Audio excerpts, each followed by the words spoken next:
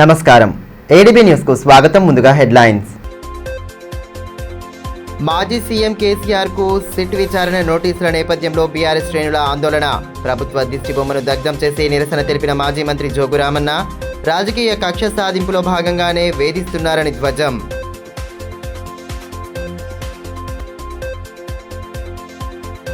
Municipal ఎన్నికల వేళ వేడెక్కుతున్న పట్టణ రాజకీయం, జోరుగా కొనసాగుతున్న పార్టీల చేరికల కార్యక్రమాలు. హనుమాన్ నగర్లో మాజీ మంత్రి జోగు రామన్న సమక్షంలో బీఆర్ఎస్ గూటికి చేరిన కాలనీ వాసులు.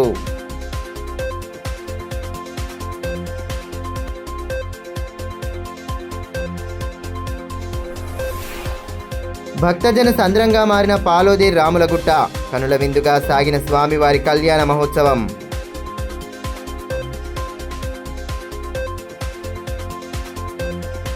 ఫోన్ ట్యాపింగ్ కేసులో మాజీ ముఖ్యమంత్రి కేసీఆర్ కు సిట్ విచారణ పేరిట నోటీసులు పంపడాన్ని నిరసిస్తూ బీఆర్ఎస్ శ్రేణులు పెద్ద ఎత్తున ఆందోళన చేపట్టాయి. మాజీ మంత్రి జోగు రామన్న నేతృత్వంలో జాతీయ రహదారిపై ప్రభుత్వ దిష్టి బొమ్మను దగ్ధం చేయగా పోలీసులు అడ్డుకోవడంతో పార్టీ నేతలు పోలీసుల మధ్య తోపులాట చోటు చేసుకుంది. అనంతరం మాజీ మంత్రిని పోలీసులు మావలా స్టేషన్ కు తరలించారు. తెలంగాణ తొలి ముఖ్యమంత్రి కేసీఆర్ కు ఫోన్ ట్యాపింగ్ కేసులో సిట్ నోటీసులు పంపడాన్ని నిరసిస్తూ మాజీ మంత్రి జోగు రామన్న ఆధ్వర్యంలో బీఆర్ఎస్ శ్రేణులు ఆందోళన చేపట్టాయి. కేసు విచారణ పేరిట ప్రభుత్వం అవలంబిస్తున్న విధానాలకు నిరసనగా పార్టీ నేతలు ధర్నా నిర్వహించారు.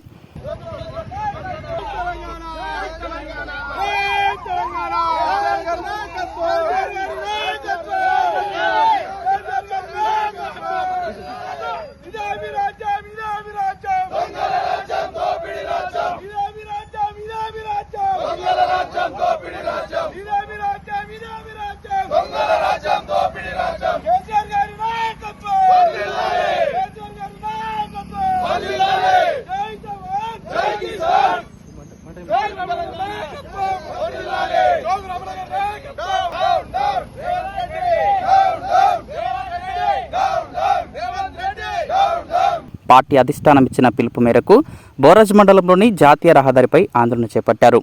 ముఖ్యమంత్రి దిష్టిబొమ్మను దగ్ధం చేసి నిరసన వ్యక్తం చేయగా పోలీసులు అడ్డుకోవడంతో ఇరువురి మధ్య తోపులాట చోటు చేసుకుంది. అనంతరం మాజీ మంత్రిని మావల పోలీస్ స్టేషన్కు తరలించారు.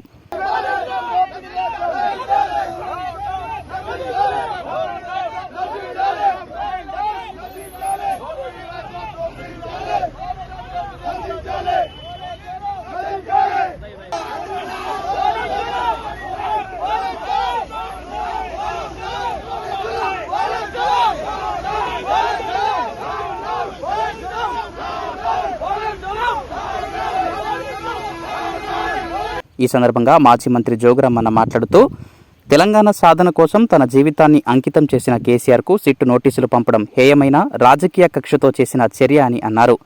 కేసీఆర్పై ఎలాంటి అక్రమాలు లేవని, ప్రజలే ఆయనకు అండగా నిలుస్తారని స్పష్టం చేశారు. ప్రభుత్వం ఉద్దేశపూర్వకంగానే కేసీఆర్ను వేధిస్తోందని, రాజకీయ వేధింపుల్లో భాగంగా ఆయన్ను అవమానిస్తూ అమానుష్యంగా ప్రవర్తిస్తోందని మండిపడ్డారు. టెలిఫోన్ ట్యాపింగ్ పేరిట కట్టుకథలు సృష్టించి ఇప్పుడు సిట్ విచారణ పేరుతో నోటీసులు జారీ చేయడం నీచమైన వైఖరని పేర్కొన్నారు. తెలంగాణ జాతిపిత, తెలంగాణ బాపు కేసీఆర్ గారు, తెలంగాణ తొలి ముఖ్యమంత్రి కేసీఆర్ గారి ఇలా సిట్ నోటీసులు ఇచ్చి ఈరోజు విచారణ జరుపుతున్న సందర్భంలో ఆదిలాబాద్ జిల్లా శాఖ నిరసన కార్యక్రమం చెప్పి రేవంత్ రెడ్డి గారి యొక్క బొమ్మను, రేవంత్ రెడ్డి గారి యొక్క చిత్రపటాన్ని మరి నేషనల్ హైవే మరి ఇలా దానం చేయడం జరిగింది. దానికి ఈరోజు పోలీసులు మమ్మల్ని అరెస్ట్ చేసి మరి ఇలా మా బీఆర్ఎస్ పార్టీ కుటుంబ సభ్యులందరినీ పోలీస్ స్టేషన్లో పెట్టడానికి తీవ్రంగా ఖండిస్తున్నాం, దాన్ని వ్యతిరేకిస్తున్నాం.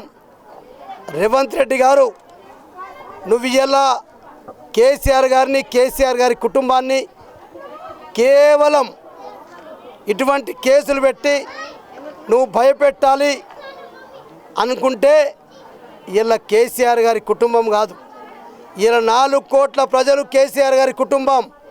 నువ్వు ఇలా కేసీఆర్ గారిని, కేటీఆర్ గారిని, హరీష్ రావు గారిని, మరి ఏ రకంగా సంతోష్ రావు గారిని ఎట్లయితే పిలిచినావో వీళ్ళు ఏం చేసినామని అడుగుతున్నాం.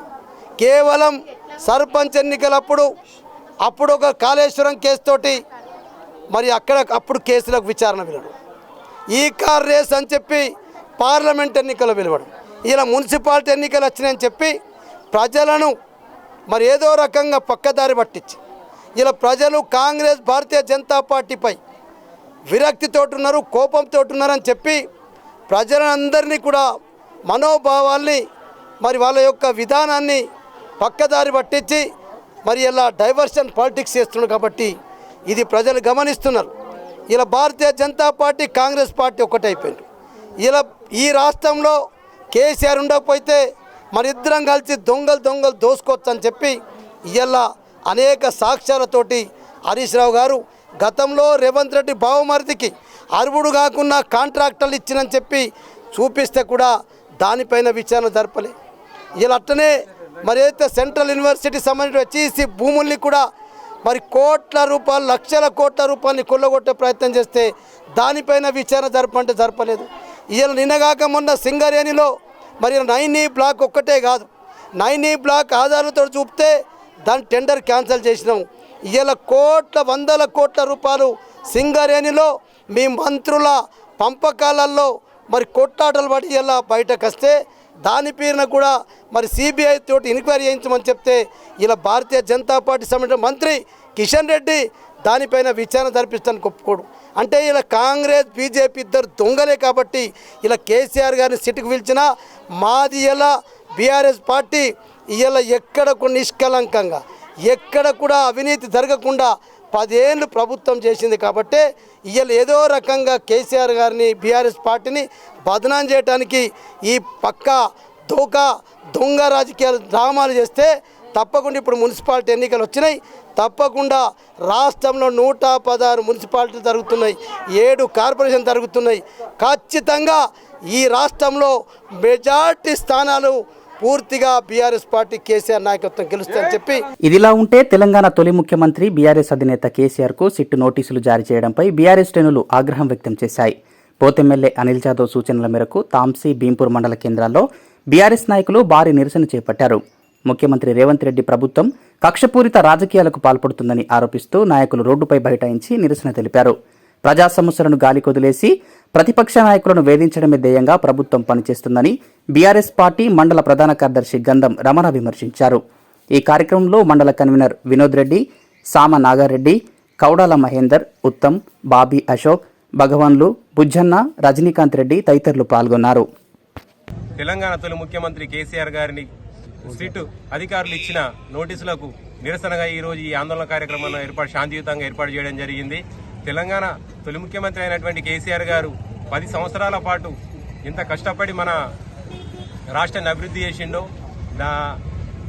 తెలియని ఈ గుడ్డి ప్రభుత్వము, ఈ కాంగ్రెస్ ప్రభుత్వము, ఈ రేవంత్ సర్కారు అధికారం అడ్డుపెట్టుకొని అక్రమంగా మా తొలి ముఖ్యమంత్రి అయినటువంటి కేసీఆర్ గారికి సిట్ నోటీసులు ఇవ్వడం జరిగింది.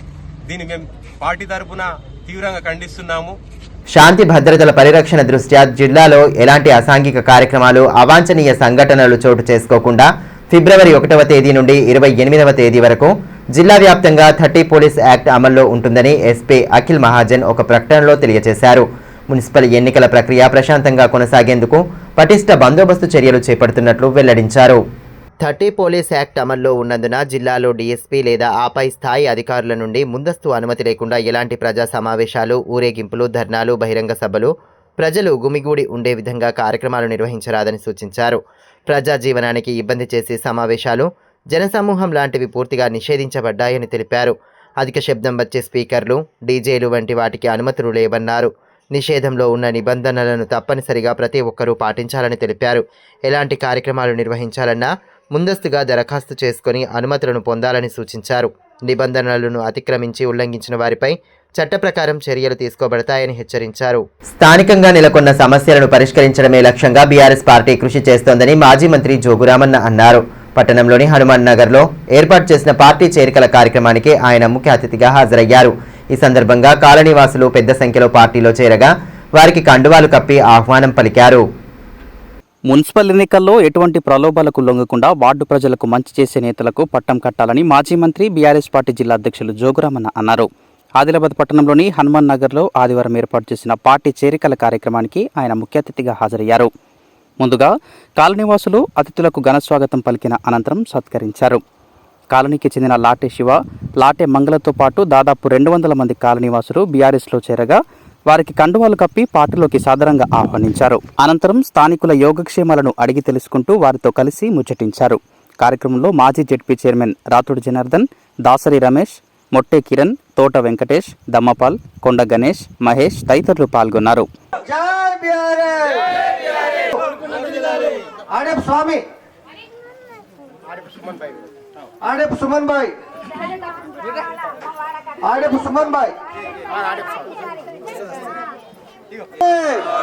జై తెలంగాణ, జై తెలంగాణ, జై బీఆర్ఎస్. ఈ మేరకు మాజీ మంత్రి జోగురామన్న మాట్లాడుతూ సొంత ప్రయోజనాల కోసం కాంగ్రెస్ ప్రభుత్వాన్ని పొగడ్తల్లో ముంచెత్తడం ఎమ్మెల్యే పాయల్ శంకర్కు అలవాటుగా మారిందని, అభివృద్ధి సంక్షేమం కోసం చేసిందేమీ లేదని ఆరోపించారు. గత బీఆర్ఎస్ ప్రభుత్వ హయాంలో పట్టణంలో 40 కోట్ల IT tower, JNTU, agriculture, BSc కళాశాలను ఏర్పాటు చేయడం జరిగిందని గుర్తు చేశారు. పట్టణాభివృద్ధిలో స్థానిక ఎమ్మెల్యే పూర్తిగా విఫలమయ్యారని మండిపడ్డారు. ఎన్నికల్లో బీఆర్ఎస్ అభ్యర్థులను ఆశీర్వదించి భారీ మెజారిటీతో విజయం అందించాలని కోరారు. అంతా తెలిసిపోయింది, మీకు మహాభారతం అంతా తెలిసిపోయింది. మహాభారతం ఏంది, రామాయణం ఏంది, కాంగ్రెస్ పార్టీ ఏంది, భారతీయ జనతా పార్టీ ఏంది మనకు తెలిసిపోయింది. ఇవాళ ఒక్కసారి మా తల్లులు, అక్కలు, చెల్లెళ్ళు ఉన్నారు, మా అన్నదమ్ములు ఉన్నారు.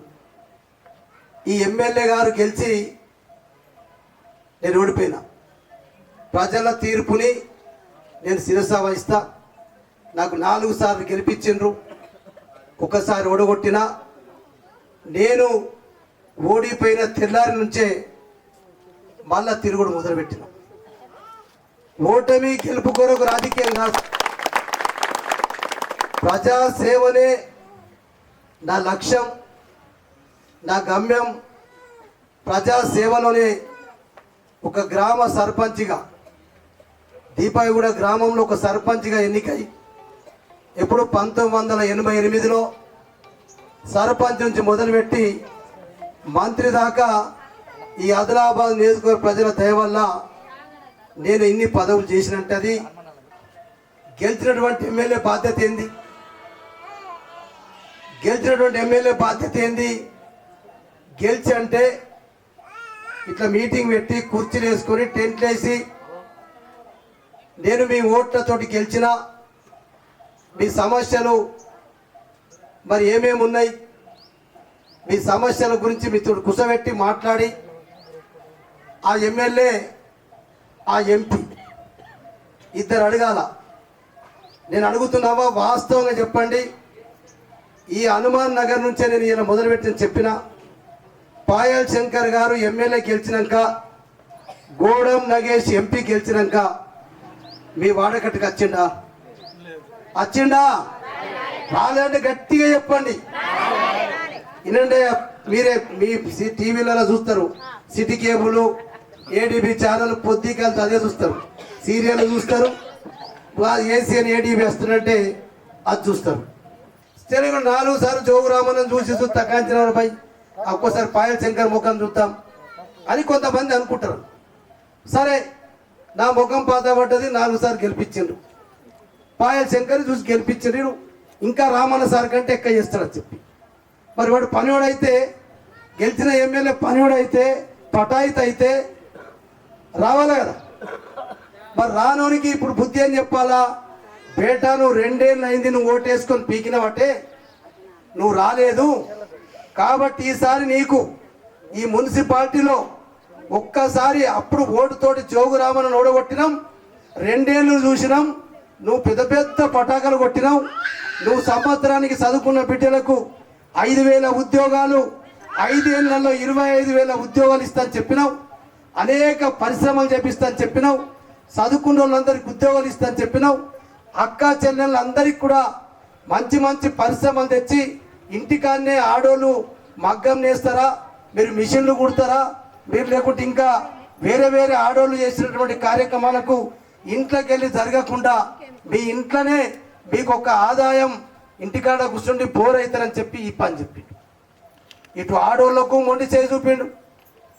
నేనేమంటే ఇలా పాయల్ శంకర్ బుద్ధి చెప్పాలంటే ఇంకా 3 ఏళ్ళు ఎమ్మెల్యే ఆయన ఉంటాడు. ఆయన ఎవడు తీస్తాడు, ఎవడి తరం కూడా కాదు. మీ బంధువులకి వెళ్ళి గోలి వెళ్ళిపోయింది. तुम्हारा बंदूक में से गोली निकल गया, एक बार गोली निकल गए बोले तो फिर 5 साल तक ఇంకో 5 ఏళ్ళ దాకా నువ్వు జోగురామన్న గెలిచినా, పాయల్ శంకర్ గెలిచినా, గూడెం నగేష్ గెలిచినా ఒక్కసారి మీకు ఆ బుల్లెట్ని కొట్టే అధికారం ఉంటుంది. ఇప్పేళ్ళ అధికారం వచ్చి మనకు ఒక అవకాశం వచ్చింది. బిడ్డ పాయల్ శంకర్ కానీ, బిడ్డ రేవంత్ రెడ్డి కానీ ఇద్దరు దొంగలే. వచ్చిన 2 సార్లు రేవంత్ రెడ్డి మీరు పోయిండొచ్చు, కొన్ని ఏమన్నా మీటింగ్లకు రమ్మని బండ్లు పెట్టిండ్రు, ఏమేమో చెప్పిండ్రు, ఇందుకెళ్ళి కొందరు పోయిండొచ్చు. ఆయన కాంగ్రెస్ పార్టీ, ఈయనేమో Bharatiya Janata party. Bharatiya Janata party MLA బాధ్యత ఏంది? ఈ రాష్ట్రంలో ముఖ్యమంత్రి రేవంత్ రెడ్డి ఉన్నాడు. రేవంత్ రెడ్డి సాబ్, మా ఆదిలాబాద్కు నువ్వు దత్తత తీసుకుంటా అని చెప్పినావు. జిల్లా కేంద్రంలోని 24వ వార్డులో ఆదివారం ఏర్పాటు చేసిన బీజేపీ పార్టీ చేరికల కార్యక్రమానికి పార్టీ జిల్లా అధ్యక్షులు బ్రహ్మానంద్ హాజరయ్యారు. ఈ సందర్భంగా పలువురు కాలనీవాసులు పార్టీలో చేరగా వార్డు అభివృద్ధికి చేపట్టనున్న చర్యలను నేతలు వివరించారు. ఆదిలాబాద్ మున్సిపాలిటీల్లోని అన్ని వార్డుల్లో మౌలిక వసతుల కల్పనకు కృషి చేస్తామని బీజేపీ జిల్లా అధ్యక్షులు బ్రహ్మానంద్ అన్నారు. పట్టణంలోని 24వ వార్డు పరిధిలో ఆదివారం ఏర్పాటు చేసిన పార్టీ చేరికల కార్యక్రమానికి ఆయన ముఖ్య అతిథిగా హాజరయ్యారు. ఈ సందర్భంగా కాలనీవాసులు బీజేపీలో చేరగా వారికి కండువాలు కప్పి సాదరంగా ఆహ్వానం పలికారు. కార్యక్రమంలో పార్టీ నేతలు పాయల్ శరత్, గంట జీవన్ తదితరులు పాల్గొన్నారు. ఈ మేరకు బీజేపీ జిల్లా అధ్యక్షులు బ్రహ్మానంద్ మాట్లాడుతూ వార్డులో కనీస సౌకర్యాల కల్పనకు అవసరమైన అభివృద్ధి పనులు చేపడతామని తెలిపారు. ఎమ్మెల్యే పాయల్ శంకర్ కృషితో పట్టణం అన్ని రంగాల్లో అభివృద్ధి సాధిస్తోందని పేర్కొన్నారు. బీజేపీ అభ్యర్థులను భారీ మెజారిటీతో గెలిపించాలని పిలుపునిచ్చారు. చాలా మంది చూడడం జరిగింది. ఈ గల్లీ పరిస్థితి చూస్తే అసలు ఇక్కడ ఎవరైనా కౌన్సిలర్ ఉన్నారా లేరా అన్నట్టు కూడా ఈ వార్డు పరిస్థితి ఉన్నది. ఇక్కడ సరైన నాలీలు లేవు, సరైన రోడ్లు లేక, ఇలా వీళ్ళకు ఇండ్లు లేక చాలామంది ఇబ్బందుల పాలవుతున్నారు. వీళ్ళకి పెన్షన్స్ లేవు, చదువుకోవడానికి మంచి బడులు లేవు. కాబట్టి ఈరోజు భారతీయ జనతా పార్టీ వైపు ఈరోజు అందరూ జాయిన్ కావడం జరిగింది. అయితే వారందరికీ నేను ఒకటే విన్నవించుకుంటున్నా, ఇన్ని రోజులు మీరు మీ ఓటును వేస్ట్ చేసుకున్నారు. కాంగ్రెస్ టీఆర్ఎస్ పార్టీలకు వేసిన ఓటు బురదలో వేసినట్టయింది. కాబట్టి ఈ ఒక్కసారి భారతీయ జనతా పార్టీ బలపరిచిన అభ్యర్థికి మీరందరూ ఓట్లేసి గెలిపించి. తాంసీ మండలంలోని పాలోది రాములగుట్ట ఆలయంలో జాతర వేడుకలు అత్యంత వైభవంగా సాగాయి. జాతరలో చివరి రోజైన ఆదివారం స్వామివారి కళ్యాణ మహోత్సవాన్ని అత్యంత భక్తి శ్రద్ధలతో చేపట్టారు. వేలాదిగా హాజరైన భక్తులు శ్రీరామనామ స్మరణతో ఆలయ ప్రాంగణం మారుమోగింది. తాంసీ మండలంలోని పాలోది రాములగుట్ట జనసంద్రంగా మారింది. జాతర ఉత్సవాల్లో భాగంగా 5వ రోజు శ్రీ సీతారాముల కళ్యాణాన్ని శాస్త్రోక్తంగా జరిపారు. వేద పండితులు జూకంటి సతీష్ బృందం ఆధ్వర్యంలో వధువర్ల ఎదుర్కోలు ఉత్సవం, మంగళాష్టకాలు చదువుతూ వేసిన స్వామివారి కళ్యాణ ఘట్టం అంగరంగ వైభవంగా సాగింది. జాతరకు తాంసీ, భీంపూర్, తలమడుగు మండలాల నుంచే కాకుండా పక్కనే ఉన్న మహారాష్ట్ర నుంచి సైతం పెద్ద ఎత్తున భక్తులు హాజరయ్యారు. భక్తులకు ఆలయ కమిటీ ఆధ్వర్యంలో అన్నప్రసాదం అందజేశారు. సిఐ ఫణీందర్, ఎస్ఐ జీవన్ రెడ్డిలు భద్రతా ఏర్పాట్లను పర్యవేక్షించారు. వేడుకల్లో భాగంగా చేపట్టిన భజనలు, సంకీర్తనలు ప్రత్యేక ఆకర్షణగా నిలిచాయి. శ్రీరామ నామస్మరణతో పరిసరాలు హోరెత్తాయి. ఎంతో పురాతన చరిత్ర కలిగిన ఆలయంపైకి చేరుకోవడానికి భక్తులు కొంత ఇబ్బందులు పడ్డారు. జాతర సందర్భంగా వెలిసిన దుకాణాల వద్ద కొనుగోళ్లతో సందడి నెలకొంది. ప్రజలందరిపై స్వామివారి కటాక్షం ఉండాలని వేద పండితులు జూకంటి సతీష్ మంగళ శాసనాలు అందజేశారు. గ్రామ సర్పంచ్ నల్ల వెంకటమ్మ, నాగారెడ్డి, ఆలయ కమిటీ అధ్యక్షులు కల్లెం నాగారెడ్డి, భండారి దేవన్న తదితరులు పాల్గొన్నారు.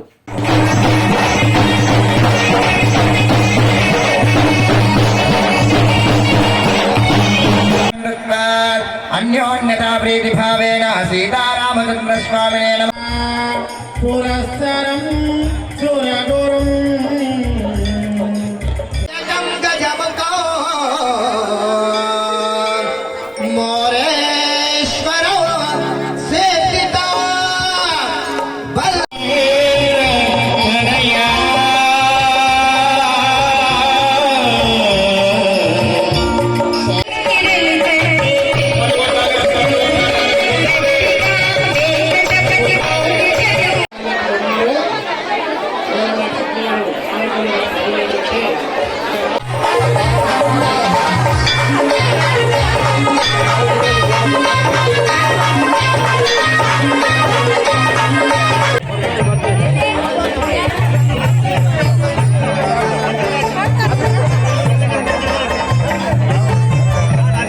ఇటీవల ఉత్తమ హోమియోపతి డాక్టర్గా అవార్డు పొందిన డాక్టర్ రవికిరణ్ యాదవ్ను ఆదివారం ఘనంగా సత్కరించారు. కార్యక్రమ అతిథులు శాలువాలతో ఆయనను సత్కరించి అభినందనలు తెలియజేశారు. 2 తెలుగు రాష్ట్రాలలో ఉత్తమ హోమియోపతి డాక్టర్గా ఇటీవల సుప్రీంకోర్టు ప్రధాన న్యాయమూర్తి ఎన్వి రమణ చేతుల మీదుగా అవార్డు అందుకున్న డాక్టర్ రవికిరణ్ యాదవ్ను ఆదివారం ఘనంగా సత్కరించారు. జిల్లా కేంద్రంలో ఏర్పాటు చేసిన కార్యక్రమంలో భాగంగా ఆయనను ఘనంగా సన్మానించి అభినందనలు తెలియజేశారు. Retired deputy collector Gattaiah, retired tahsildar Musku Rajeshwar Reddy, Rajanna, సనాతన హిందూ ఉత్సవ సమితి అధ్యక్షులు ప్రమోద్ ఖత్రే, సభ్యులు స్వామి తదితరులు కార్యక్రమంలో పాల్గొన్నారు.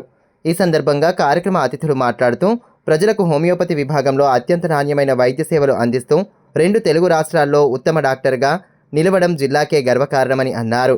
డాక్టర్ రవికిరణ్ యాదవ్ భవిష్యత్తులో మరిన్ని ఉన్నత శిఖరాలు అధిరోహించాలని ఆకాంక్షించారు.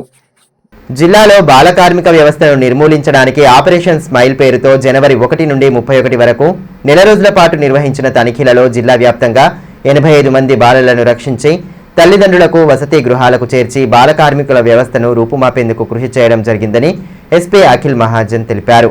అన్ని శాఖల సమన్వయంతో ఆపరేషన్ స్మైల్ను విజయవంతం చేసినట్లు పేర్కొన్నారు. 72 మంది పిల్లలను తల్లిదండ్రులకు, 13 మందిని వసతి గృహాలకు తరలించి సొంత వారికి అప్పగించినట్లు పేర్కొన్నారు. ఇందులో 79 మంది బాలురు, 6 బాలికలు ఉన్నట్లు తెలిపారు. జిల్లా వ్యాప్తంగా 35 కేసులు నమోదు చేసి కఠినంగా వ్యవహరించామని, ముఖ్యంగా ఇతర రాష్ట్రాల వారు ఇందులో 24 మంది ఉన్నట్లు తెలిపారు.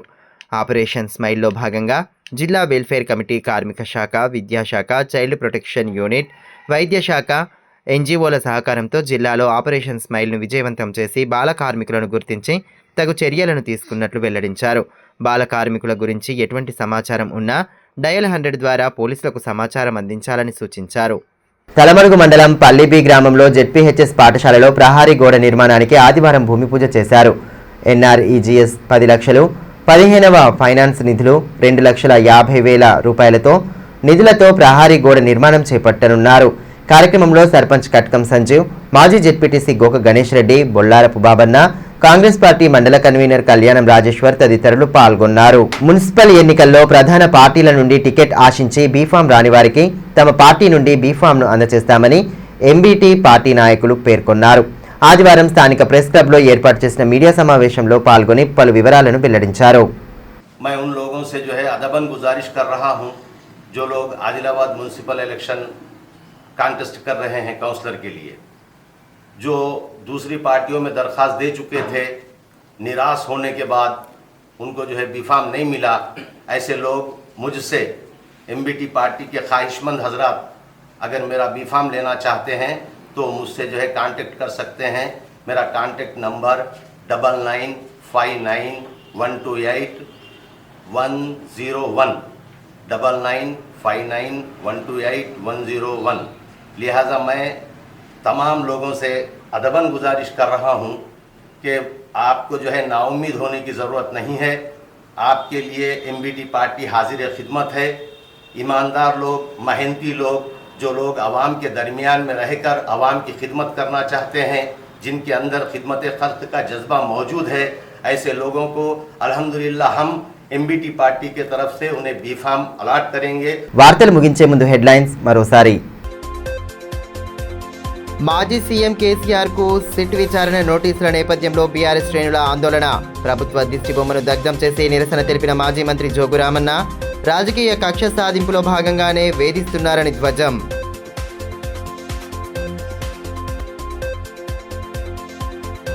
మున్సిపల్ ఎన్నికల వేళ వేడెక్కుతున్న పట్టణ రాజకీయం, జోరుగా కొనసాగుతున్న పార్టీల చేరికల కార్యక్రమాలు. హనుమాన్ నగర్లో మాజీ మంత్రి జోగురామన్న సమక్షంలో బీఆర్ఎస్ గూటికి చేరిన కాలనీ వాసులు.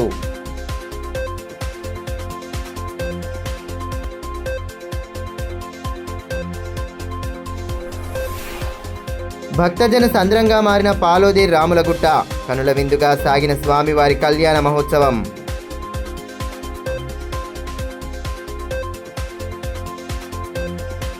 ఈ వార్తలు ఇంతటితో సమాప్తం. తిరిగి ప్రసారమయ్యే మరో బులెటిన్లో మళ్ళీ కలుసుకుందాం. అంతవరకు సెలవు, నమస్కారం.